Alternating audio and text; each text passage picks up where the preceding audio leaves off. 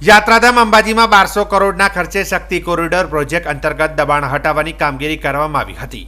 રબારીવાસમાં છેલ્લા 8-10 દિવસથી 89 જેટલા અસરગ્રસ્તો ખુલ્લામાં રહેવા મજબૂર બન્યા છે। આ મામલે કોંગ્રેસના નેતાઓ સાંસદ ગેનીબેન ઠાકોર, ધારાસભ્ય જિગ્નેશ મેવાણી, ક્રાંતિભાઈ ખરાડી અને લાલજીભાઈ દેસાઈ સહિતના નેતાઓને અસરગ્રસ્તોની સ્થિતિનો તાગ મેળવ્યો હતો। આ દરમિયાન બનાસકાંઠા જિલ્લા એસપી અક્ષયરાજ મકવાણા અને દાતા પ્રાંત અધિકારી પણ સ્થળ પર પહોંચ્યા હતા।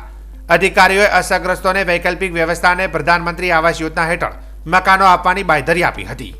જોકે આ વાતચીત દરમિયાન ધારાસભ્ય કાંતિભાઈ ખરાડીએ ઉશ્કેરાટમાં આવીને જાહેરમાં કહ્યું હતું કે જો અસરગ્રસ્તોને યોગ્ય વ્યવસ્થા નહીં મળે તો કોઈ પણ મંત્રીને યાત્રાધામ અંબાજીમાં પ્રવેશવા દેવામાં નહીં આવે।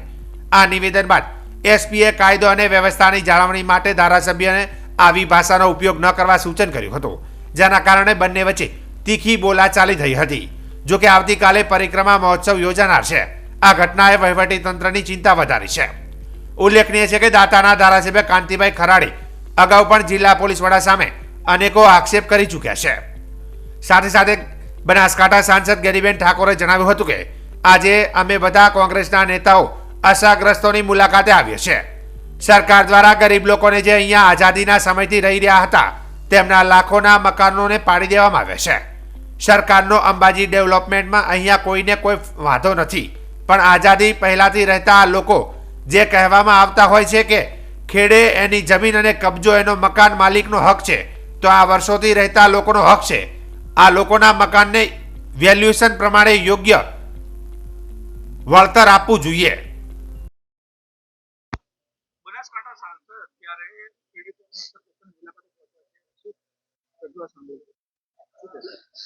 આજે અંબાજી મુકામે કાંતિભાઈ ખરાડી, જિગ્નેશભાઈ, હું, લાલજીભાઈ, અમારા કોંગ્રેસના સૌ આગેવાનો જે કોરિડોર બનાવવા માટે કરીને ગુજરાત સરકારે જે વર્ષોથી અહીંના તમામ સમાજના લોકો, ગરીબ લોકો એ પોતાના પરસેવાની કમાણીએ મકાન બનાવીને નાના મોટા મકાન બનાવી નાના મોટા ધંધા રોજગાર સાથે ગુજરાન ચલાવતા હતા।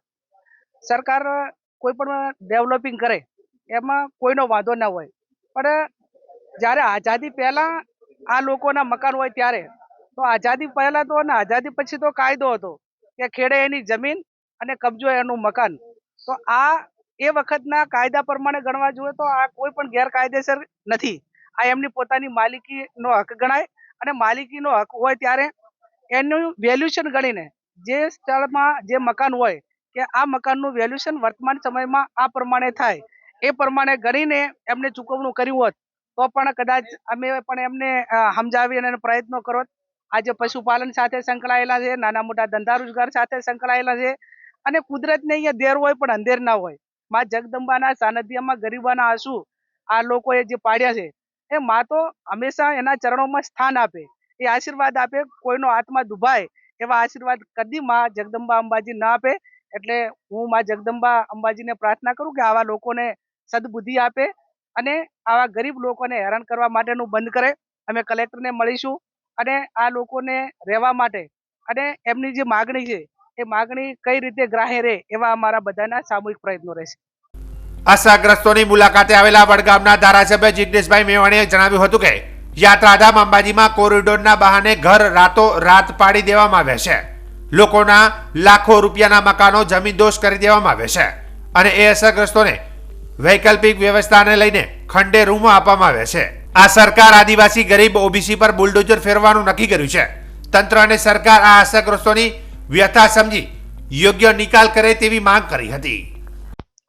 અંબાજીમાં કોરિડોર બનાવવાના નામે રબારી અને અન્ય સમાજના ગરીબ વર્ગોના અત્યંત બેરહેમીપૂર્વક રાતના અંધારામાં બુલડોઝર ફેરવી 80 લાખની કિંમતના, કરોડોની કિંમતના મકાનો તોડી એમને રસ્તે રઝળતા કરી દીધા છે અને અત્યારે વૈકલ્પિક વ્યવસ્થાના નામે થોડાક દિવસ રહેવા માટે જે જગ્યા આપી છે એ નકરા ખંડેર સમાન છે અને એવું ખંડેર છે જેનું છજુ ગમે ત્યારે કોઈનું માથું ફાડી શકે।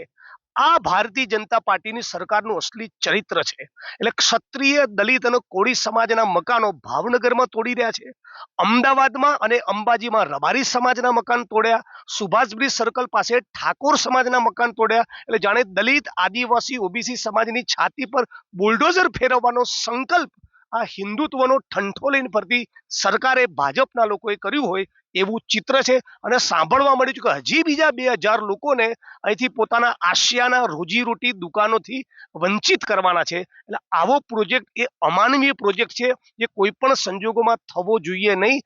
અંબાજીના ધામમાં પ્રાંગણમાં જે લોકો બેઠા છે એનો એકડો આ સરકાર ભૂંસી નાખવા માંગે છે. એની વિરુદ્ધમાં જ્ઞાનીબેન ઠાકોર, કાંતિભાઈ, સેવાદળના અધ્યક્ષ લાલજીબેન, અમે બધા સંકલ્પબદ્ધ છીએ કે યોગ્ય વૈકલ્પિક વ્યવસ્થા અને આત્મસન્માન ન મળે ત્યાં સુધી આ પ્રોજેક્ટ અમે થવા દેવાના નથી. આ વિકાસ નહીં, એ નર્યો વિનાશ છે.